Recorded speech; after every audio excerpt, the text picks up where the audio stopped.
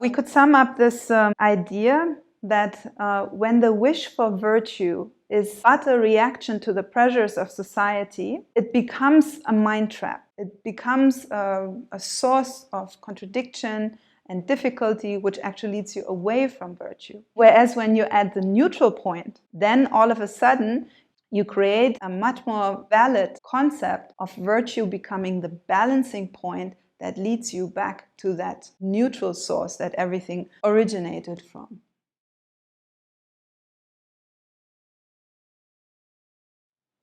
What does Tantra offer as a stepping stone out of this vision that we unconsciously follow at the moment as a group, and that brings about a whole lot of things within our being that then actually make us very much non-virtuous or even vicious. One of the central principles in Tantra is the principle of polarity. And you might think, well, you know, the whole thing that we were discussing right now, that seems pretty polar. You have two things, you bounce back and forth between them, you have two poles, you have a duality, and then, you know, you make your choice, you pick one thing of them. But polarity as applied in Tantra occurs always between two poles of the same value. It doesn't occur between something good and something bad. It's not what polarity is about. If you think of the polarity between yin and yang, it is not, oh, one of them is very, very good, have only that one, and the other one definitely avoid at all costs. Not at all. It is even depicted within Taoism as this, this fish bubble with the black and the white and the two dots that are wonderfully exchanging, one flowing into the other, and so forth. Also the concepts of Shiva and Shakti that you might have heard of, consciousness and energy. It's not one is awful and the other one rocks. They belong together. They cannot be thought apart of one another, but they build together a unified whole. So YouTube, you can find Mahasiddha Yoga and subscribe. One of the big problems that arises when you say the universe is split into good and bad is that you give the impression that the universe is 50-50 good and bad. And this is something that many of us walk around with as a background of understanding. I did this little experiment at one point, hearing my spiritual guide talk about the proportions of good and bad within the universe. I was very astounded because for me it was clear that it is 50-50. This was the way that I was culturally raised. This was very obvious to me. And asking around to also my spiritual friends and so forth, I would ask, so what do you think? Good and bad in the universe, 50-50? Yeah, sure, absolutely. It has to be like that. It has to add up to zero in the end, isn't it? Yes, it would if there would be actually a polar pair that is called good and bad. But such a thing doesn't exist. When my spiritual guide Greek was asked about the proportion of good and bad within the universe, he was addressed exactly like that. Is it 50-50? Probably, no? And he was laughing about it and said, no, absolutely not. There is way, way, way, way, way, way, way more good than what we call bad. So the concept in itself can't work. This is not how this would make sense. So in Tantra, good and bad are not considered two opposite forces that sort of pose half of the universe. Not at all. But instead, all the processes of polarity, of duality unfolding between stillness and movement, between rest and activity, between night and day, or whatever two poles of the same value, you could think of creating such a system of polarity, yin and yang, of course. Within that system, good is defined as the system being in balance. The yin and the yang flowing one to the other in a balanced proportion. If you remember the beautiful fish bubble with the half white, half black and the two dots, when these are in balance with one another, when they continuously dynamically arise one from the other, that is what we would consider good. That is what we would consider harmonious or balanced. Whereas the so-called bad is when these proportions fall out of balance, when they disalign from their harmonious natural expression.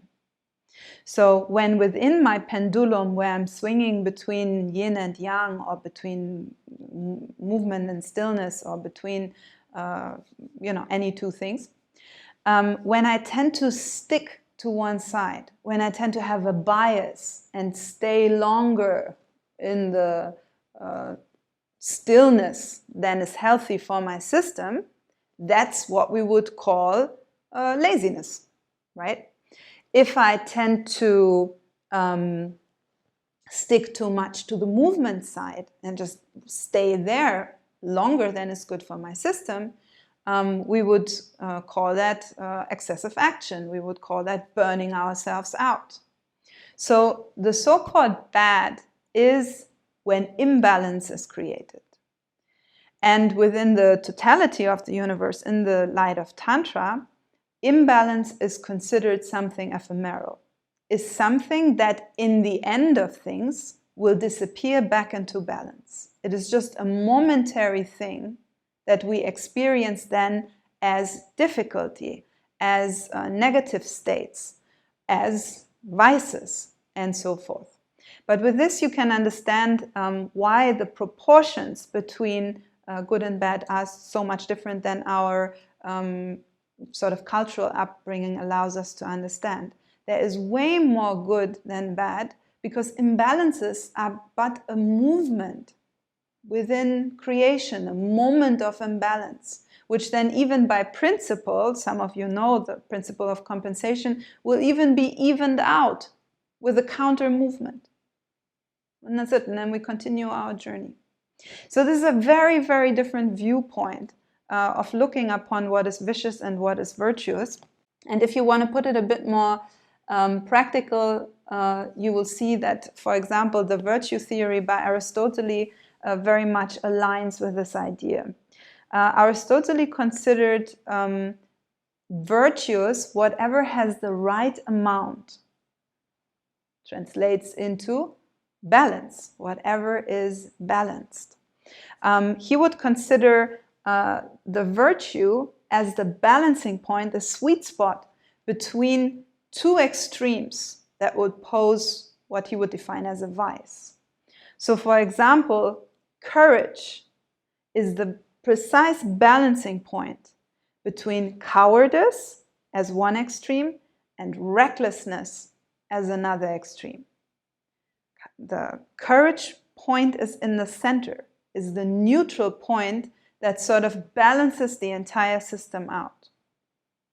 Honesty, another virtue, would be the sweet spot, the balancing point between hurtful, blatant, brutal honesty that is unnecessary and hurting the virtue of non-violence, and on the other hand, not saying stuff that needs to be said, or lying, you could also, of course, call it. Generosity would be the sweet spot between being very wasteful and, on the other hand, being very stingy.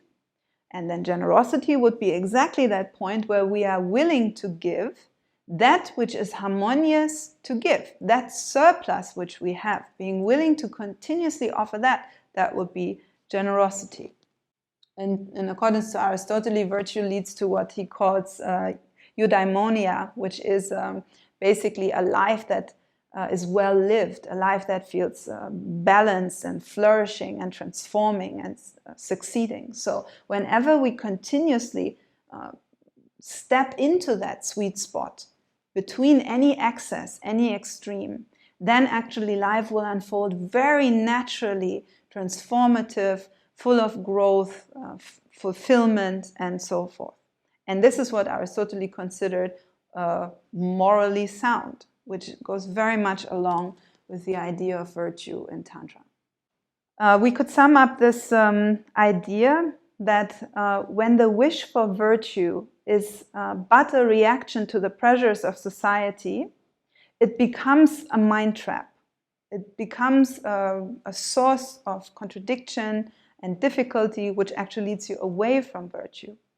Whereas when you add the neutral point, in Nietzsche's consideration, when you add God, when you add a source point that is definitively good, then all of a sudden you create a much more valid concept of virtue becoming the balancing point that leads you back to that neutral source that everything originated from. Another aspect to understand how virtue then naturally becomes a way of, let's say, also expressing ourselves harmoniously within our context, within our community, within our society, and so forth, is that basically this whole concept of balance that we have been describing so far can be very beautifully found when we consider our relationship as a part, us as a part, with the whole. So when the part learns to relate to the whole in a balanced way, virtue arises naturally. This is something that Tantra very much lives by. As you might know, Tantra is a system that as its main, let's say, core practice, you could even say, has the expansion of consciousness. The Tantric path is a continuous expansion of our consciousness beyond the limit, beyond the limit, beyond the limit, beyond the limit. This is what Tantra is famous for. Within this expansion of consciousness, within anything we do, we gradually become free. Basically, until your consciousness contains everything that it could possibly contain. This is the whole idea. Therefore, for us as a part to learn to integrate into the whole in order to expand is absolutely essential. And virtue plays quite a bit of a role here. So let's look into that a bit.